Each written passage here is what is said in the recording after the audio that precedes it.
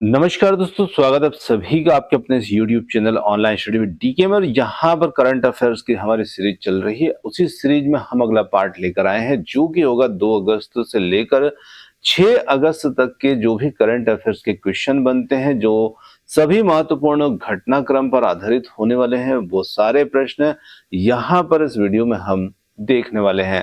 तो आइए बिना देर किए वीडियो को स्टार्ट करते हैं और देखते हैं कि 2 अगस्त से 6 अगस्त के बीच में कौन कौन से महत्वपूर्ण प्रश्न जो कि हमारी समसामयिकी घटनाक्रम से संबंधित बने हैं।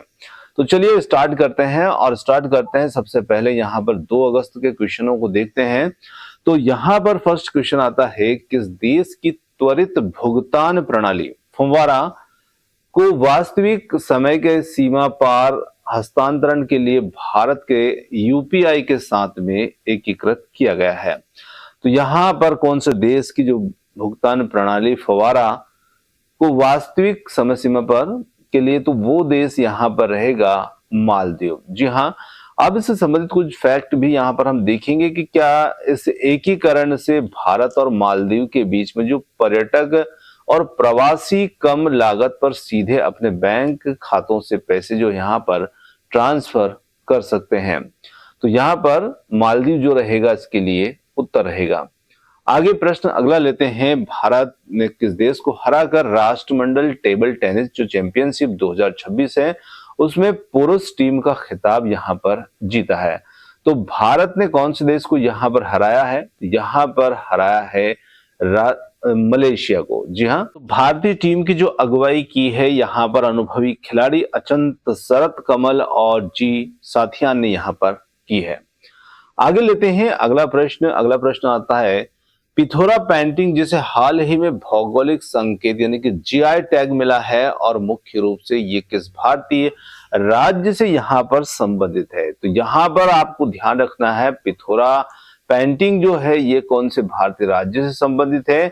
तो यहाँ पर राज्य आ जाता है गुजरात। जी हाँ, पिथोरा पेंटिंग जो है ये गुजरात की राठवा और भिलाला जनजातियों की एक पारंपरिक अनुष्ठानिक भित्ति कला है जो कि मुख्यतः प्रकृति और घोड़ों के चित्रण के लिए प्रसिद्ध है। तो यहाँ पर आपको ध्यान रखना है कौन कौन से चित्रों के लिए ये प्रसिद्ध है। आगे लेते हैं अगला प्रश्न, विश्वविद्यालय के द्वारा प्रकाशित पर्यावरण प्रदर्शन सूचकांक ईपीआई 2026 में भारत का यहाँ पर स्थान क्या रहा?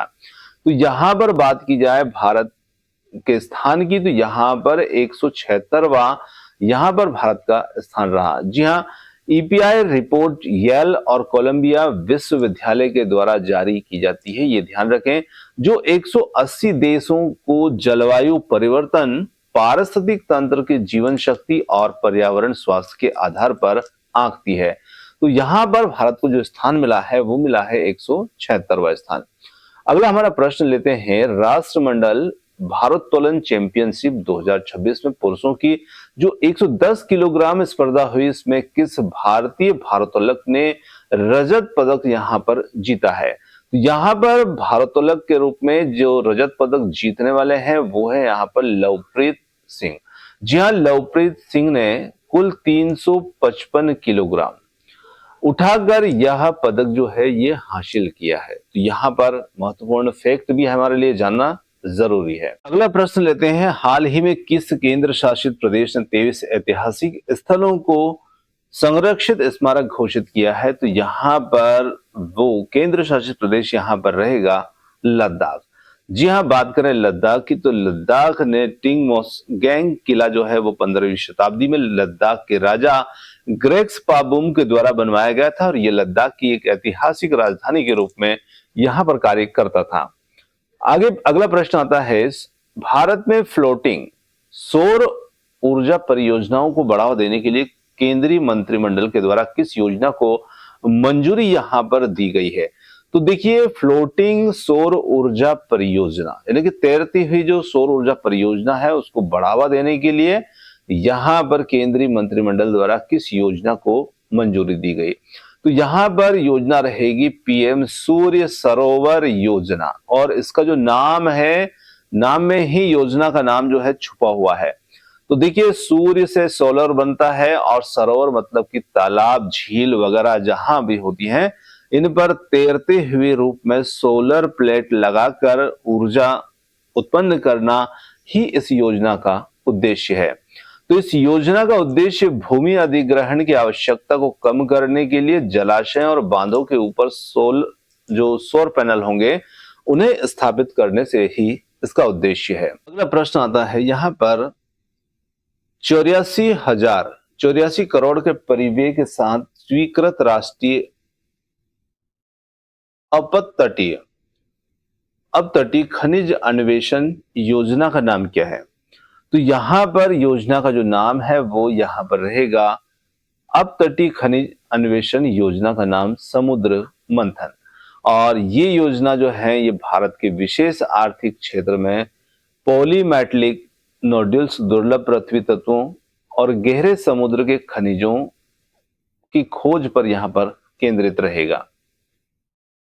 अगला प्रश्न आता है प्रतिवर्ष अगस्त में विश्व स्तनपान सप्ताह किस अवधि के दौरान मनाया जाता है? तो यहां पर यह मनाया जाता है 1 अगस्त से 7 अगस्त तक। जहां इस अवधि के दौरान जो है प्रतिवर्ष विश्व स्तनपान सप्ताह जो है वो मनाया जाता है। इसकी शुरुआत की बात की जाए तो 1992 में WABA world alliance for breast feeding action और WHO के द्वारा शिशुओं के स्वास्थ्य और पोषण को बढ़ावा देने के लिए की गई थी। आगे हमारा अगला प्रश्न आता है ग्रामीण क्षेत्रों में वन क्षेत्र बढ़ाने के लिए किस राज्य सरकार ने मुख्यमंत्री वृक्षारोपण प्रोत्साहन योजना 2.0 शुरू की है? तो यहाँ पर छत्तीसगढ़ राज्य ने ये योजना शुरू की है और इस योजना के तहत अपनी निजी भूमि पर वाणिज्यिक वृक्षारोपण करने वाले किसानों को 10,000 रुपए प्रति एकड़ की वार्षिक वित्तीय सहायता यहाँ पर प्रदान की जाएगी। आगे यहाँ पर अगले 3 अगस्त के क्वेश्चन को देखते हैं। अनाथ बच्चों को मुफ्त उच्च शिक्षा और छात्रावास सहायता प्रदान करने के लिए किस राज्य सरकार ने मुख्यमंत्री बाल आश्रय योजना 2.0 शुरू की है? तो यहाँ पर हिमाचल प्रदेश होगा वो राज्य। और हिमाचल प्रदेश सरकार ने अनाथ बच्चों और राज्य के जो बच्चे हैं उनको बच्चे के रूप में गोद लिया है और 27 वर्ष की आयु तक उनकी पढ़ाई व भरण पोषण का खर्च यहाँ पर सरकार उठाती है। अगला हमारा प्रश्न है पूरे भारत में नवीकरणीय ऊर्जा परियोजनाओं को वित्त पोषित करने के लिए किस सार्वजनिक क्षेत्र के बैंक ने ग्रीन हॉराइजन FD योजना यहाँ पर शुरू की है? तो योजना यहाँ पर शुरू करने वाली जो बैंक होगी वो होगी पंजाब नेशनल बैंक, जिसने ग्रीन हॉराइजन FD योजना यहाँ पर शुरू की है। ग्रीन फिक्स्ड डिपॉजिट से जमा की गई राशि का उपयोग केवल हरित परियोजनाएं जैसे सौर ऊर्जा, पवन ऊर्जा और जो अपशिष्ट से ऊर्जा बनती है उन परियोजनाओं में इसका उपयोग किया जाएगा। आगे बात की जाए अगस्त 2026 में सीमा सुरक्षा बल के नए महानिदेशक के रूप में किसे नियुक्त किया गया है? तो यहाँ पर जो दलजीत सिंह चौधरी हैं इन्हें यहाँ पर नए महानिदेशक के रूप में नियुक्त किया गया है। जी हाँ, BSF जो है ये भारत पाकिस्तान और भारत बांग्लादेश सीमाओं की सुरक्षा करने वाला प्राथमिक सीमा सुरक्षा बल है और इसकी स्थापना की यहाँ पर बात करें तो 1 दिसंबर 1965 को इसकी स्थापना यहाँ पर BSF की हुई थी। हाथियों और ट्रेनों की टक्कर को रोकने के लिए किस भारतीय राज्य ने अपनी पहली AI संचालित वन्यजीव गलियारा निगरानी प्रणाली का उद्घाटन किया? तो यहाँ पर किया है तमिलनाडु ने। जी हाँ, ये जो प्रणाली होगी ये थर्मल कैमरों और AI सेंसर का उपयोग करती है जो कि पटरियों के पास हाथियों की उपस्थिति का पता लगाकर लोको पायलट को यहाँ पर तुरंत अलार्म जो है अलर्ट भेजेंगे। अगस्त 2026 में विश्व संस्कृत दिवस किस तिथि को मनाया जाता है? तो यहाँ पर सही उत्तर हमारे लिए बनता है 3 अगस्त को। जी हाँ, प्रतिवर्ष श्रावण पूर्णिमा यानी कि रक्षाबंधन के दिन मनाया जाता है और भारत सरकार ने 1969 में पहली बार इसे मनाने की घोषणा की है। तो यहाँ पर रक्षाबंधन का त्योहार हालांकि 3 अगस्त को हर बार नहीं आता है ना, पर यहाँ पर ये दिवस जो है तब से यहाँ पर मनाने की घोषणा की है। तो यहाँ पर उत्तर हमारा इसके लिए बन जाएगा 3 अगस्त को। आगे लेते हैं अगला प्रश्न। असंगठित क्षेत्र के श्रमिकों को त्वरित पेंशन वितरण के लिए किस केंद्रीय मंत्रालय ने ई श्रमिक कल्याण 2.0 पोर्टल जो है लॉन्च किया है? तो यहाँ पर श्रम और रोजगार मंत्रालय के द्वारा ये पोर्टल 2.0 लॉन्च किया गया है। और यहाँ पर ई श्रम जो पोर्टल है उसके उद्देश्य की बात करें तो असंगठित क्षेत्र के 28 करोड़ से अधिक पंजीकृत श्रमिक यहाँ पर रहेंगे, उन्हें सीधे सामाजिक सुरक्षा का लाभ पहुंचाना ही इस पोर्टल का उद्देश्य होगा। अंतर्राष्ट्रीय साइबर सुरक्षा शिखर सम्मेलन 2026 की मेजबानी के लिए किस भारतीय शहर को चुना गया है? तो यहाँ पर चुना गया है बेंगलुरु को। जी हाँ, और बात करें सम्मेलन के मुख्य उद्देश्य की, तो एआई आधारित जो साइबर खतरे हैं, क्रिटिकल इंफ्रास्ट्रक्चर सुरक्षा और डेटा की जो गोपनीयता है, उन पर अंतर्राष्ट्रीय सहयोग स्थापित करना यहाँ पर इस सम्मेलन का उद्देश्य रहेगा। एशियन जूनियर चैंपियनशिप 2026 में पुरुषों के 60 किलोग्राम जूडो वर्ग में स्वर्ण पदक किसने जीता है? तो यहाँ पर स्वर्ण पदक जीतने वाले हैं लिंथोई चनम्बम। जी हाँ, मणिपुर की जो लिंथोई चनम्बम है, किसी भी आयु वर्ग में विश्व जूडो चैंपियनशिप में स्वर्ण पदक जीतने वाली ये पहली भारतीय एथलीट यहाँ पर हैं। आगे प्रश्न लेते हैं, हिंद महासागर में आपदा भविष्यवाणी के लिए इसरो के साथ किस देश ने संयुक्त उपग्रह मिशन शुरू किया? तो यहाँ पर जापान वो देश है जिसने संयुक्त उपग्रह मिशन शुरू किया है। यह सहयोग इसरो और जक्सा के बीच जो सुनामी और चक्रवाती तूफान होंगे, उनकी पूर्व चेतावनी प्रणाली को सुधारने के लिए किया गया है। आगे अगला प्रश्न आता है, ब्लॉकचेन तकनीक का उपयोग करके 100% डिजिटल भूमि रजिस्ट्री शुरू करने वाला भारत का पहला राज्य यहाँ पर कौन बना है? तो यहाँ पर बना है तेलंगाना। जी हाँ, ब्लॉकचेन तकनीक से भूमि रिकॉर्ड में फर्जीवाड़े और दोहरे स्वामित्व के मामलों को पूरी तरह समाप्त किया जा सकता है। इसी के साथ में आगे हम बात करें 4 अगस्त के करंट अफेयर्स की, तो यहाँ पर 4 अगस्त की जो करंट अफेयर्स हैं, इसमें मस्कुलोस्केलेटल स्वास्थ्य के बारे में जागरूकता फैलाने के लिए पूरे भारत में प्रतिवर्ष राष्ट्रीय हड्डी एवं जोड़ दिवस की तिथि को मनाया जाता है। तो यहाँ पर यह मनाया जाता है 4 अगस्त को। जी हाँ, ये दिवस जो है इंडियन ऑर्थोपेडिक एसोसिएशन के द्वारा 2012 में शुरू किया गया था और इस दिन देश भर में मुफ्त बीएमडी है ना जांच शिविर जो होते हैं वो लगाए जाते हैं। आगे बात करें, लाल सागर में क्षतिग्रस्त एक वाणिज्यिक पोत से भारतीय चालक दल के सदस्यों को बचाने के लिए किस भारतीय नौसेना पोत ने बचाव मिशन का नेतृत्व किया? तो यहाँ पर आईएनएस कोच्चि के द्वारा ये नेतृत्व जो है किया गया। आईएनएस कोच्चि कोलकाता श्रेणी का एक स्टेल्थ गाइडेड मिसाइल विध्वंसक पोत है जो कि भारतीय नौसेना के पश्चिमी बेड़े का हिस्सा है। पशुधन प्रबंधन और नस्ल सुधार सहायता प्रदान करने के लिए किस केंद्रीय मंत्रालय ने ई गोपाला 2.0 डिजिटल एप्लीकेशन लॉन्च किया? तो यहाँ पर मत्स्य पालन, पशुपालन और डेयरी मंत्रालय के द्वारा ई गोपाला 2.0 डिजिटल एप्लीकेशन लॉन्च किया गया है। और यहाँ पर बात की जाए, यह ऐप डेयरी किसानों को गुणवत्तापूर्ण वीर्य उपलब्धता, कृत्रिम गर्भाधान और पशु की चिकित्सा देखभाल आदि की जानकारी यहाँ पर डिजिटल रूप में देता है। ग्राम पंचायत स्तर पर खेल प्रतिभाओं की पहचान करने के लिए, उन्हें तराशने के लिए किस भारतीय राज्य ने खेल महाकुंभ 2.0 शुरू किया? तो यहाँ पर किया है गुजरात ने। जी हाँ, गुजरात सरकार ने खेल महाकुंभ के माध्यम से विजेताओं को नगद पुरस्कार और खेल अकादमियों में मुफ्त प्रशिक्षण यहाँ पर प्रदान करती है।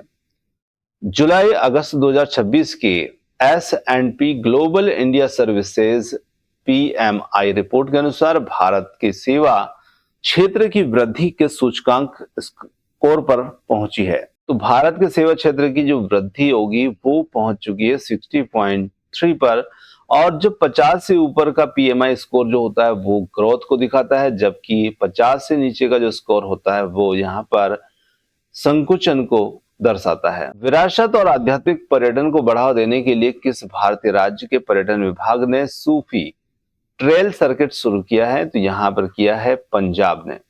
जी हाँ, ये सर्किट क्या करेगा? तो ये राज्य भर की जो ऐतिहासिक सूफी दरगाहों और सांस्कृतिक स्थलों को जोड़ता है ताकि अंतर्राष्ट्रीय व घरेलू जो पर्यटन है उसको यहाँ पर बढ़ावा मिल सके। तो यहाँ पर रहेगा सूफी ट्रेल सर्किट।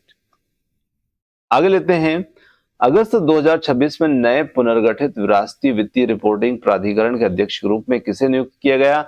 तो यहाँ पर अजय भूषण पांडे जो हैं इन्हें नियुक्त किया गया है। जी हाँ, एनएफआरए की स्थापना कंपनी अधिनियम 2013 के तहत की गई थी और ये क्या करता है, भारत में लेखांकन और लेखा परीक्षकों के मानक जो होते हैं उनकी निगरानी का कार्य करता है।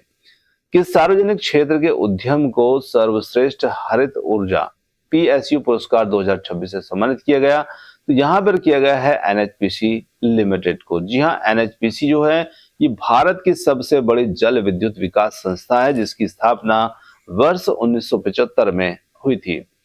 आगे अगला हमारा प्रश्न आता है, भारत में संयुक्त लिथियम अन्वेषण और निष्कर्षण के लिए किस दक्षिण अमेरिकी देश के साथ समझौते पर हस्ताक्षर हुए हैं? तो यहाँ पर अर्जेंटीना के साथ में समझौते पर हस्ताक्षर हुए हैं और ये जो समझौता होगा भारत की सरकारी कंपनी जो है और के माध्यम से किया गया है जो कि लिथियम त्रिभुज का यहाँ पर हिस्सा है। आगे लेते हैं, तटीय ग्रामीण क्षेत्रों के लिए किस आईआईटी ने कम लागत वाला सोलर विलवणीकरण जल शोधक विकसित किया? तो ये किया गया है आईआईटी मद्रास के द्वारा। जी, ये ऐसा उपकरण होगा जो बिना बिजली के केवल सौर ऊर्जा का उपयोग करके समुद्र के खारे पानी को पीने योग्य शुद्ध जल में परिवर्तित यहाँ पर करता है।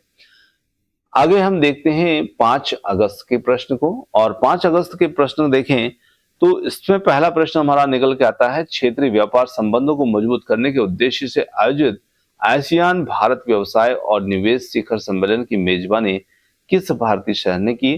तो यहाँ पर ये मेजबानी की है नई दिल्ली के द्वारा और इस सम्मेलन में भारत आसियान मुक्त व्यापार समझौते की जो समीक्षा, आपूर्ति श्रृंखला, लचीलेपन पर ध्यान इसमें केंद्रित किया गया है।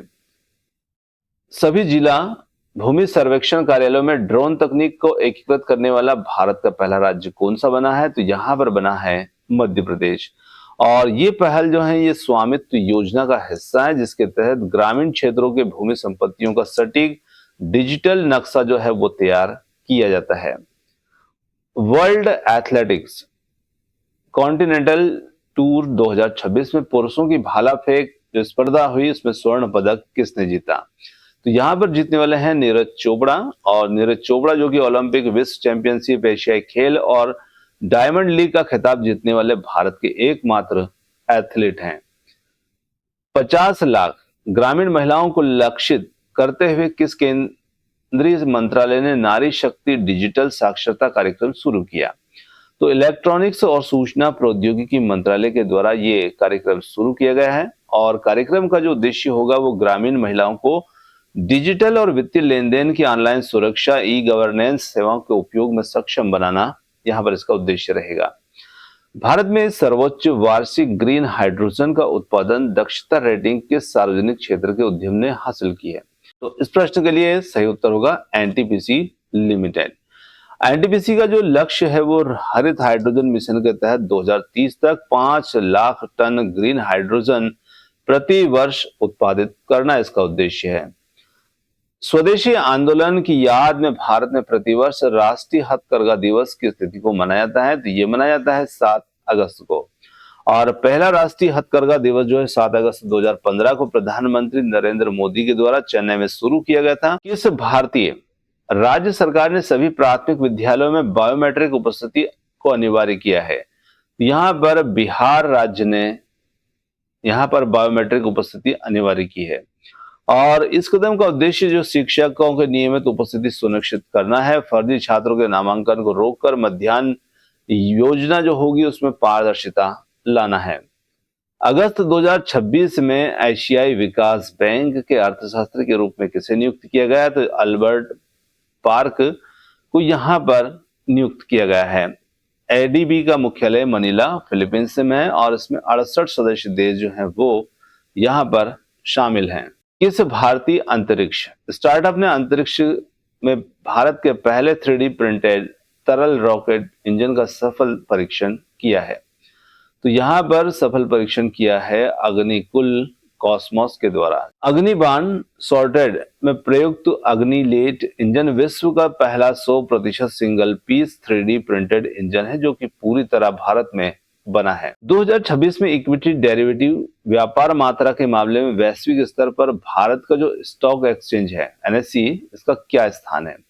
तो यहाँ पर वैश्विक स्तर पर इसका स्थान जो है वो पहला है। जी हाँ, वर्ल्ड फेडरेशन ऑफ एक्सचेंज के अनुसार एनएससी लगातार 5वें वर्ष सौदों की संख्या के मामले में दुनिया का सबसे बड़ा डेरिवेटिव एक्सचेंज बना हुआ है।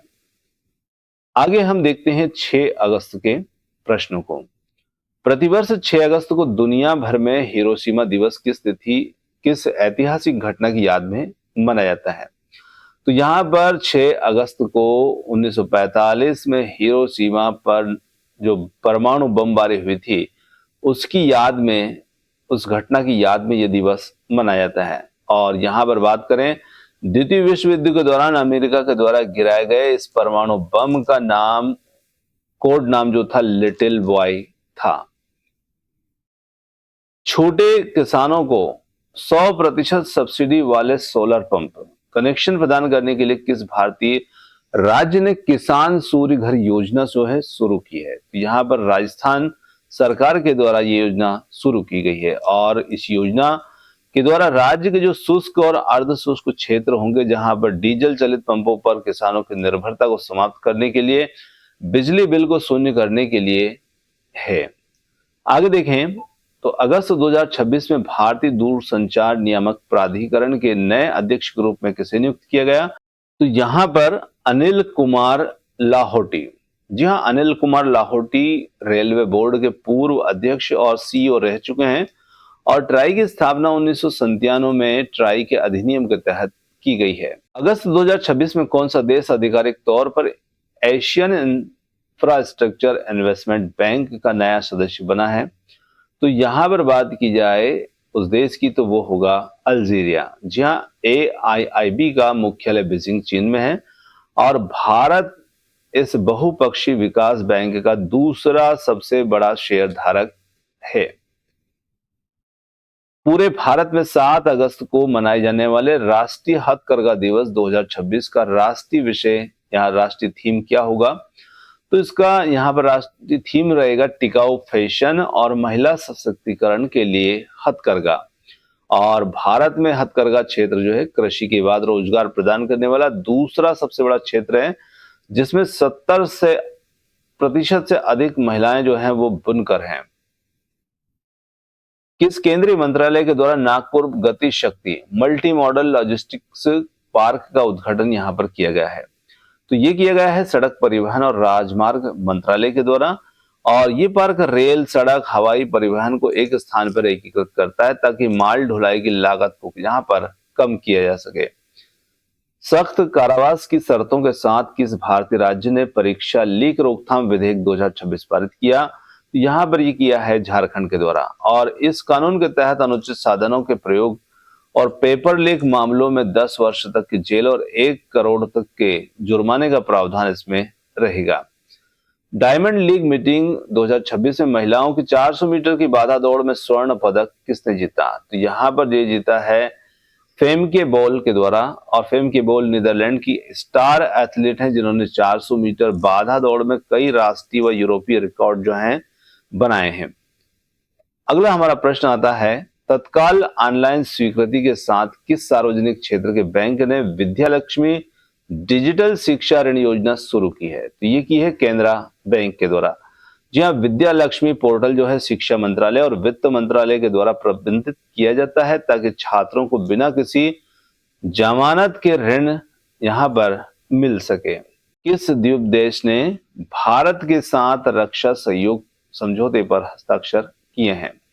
यहाँ पर किए हैं मॉरिशस द्वीप देश ने और भारत और मॉरिशस के बीच सागर पहल के तहत मेघालय द्वीप पर नए हवाई स्ट्रिप और जेटी का निर्माण किया गया है। तो दोस्तों ये थे कुछ करंट अफेयर्स जो कि 2 अगस्त से 6 अगस्त के बीच के कुछ प्रश्न थे और प्रश्न आपको कैसे लगे कमेंट्स करके जरूर बताइएगा। वीडियो पसंद आया तो वीडियो को लाइक, शेयर, चैनल को सब्सक्राइब करना बिल्कुल ना भूलिएगा। आपने जो समय दिया उसके लिए बहुत बहुत धन्यवाद। Thanks for watching. मिलते हैं जल्द ही एक और नए वीडियो के साथ।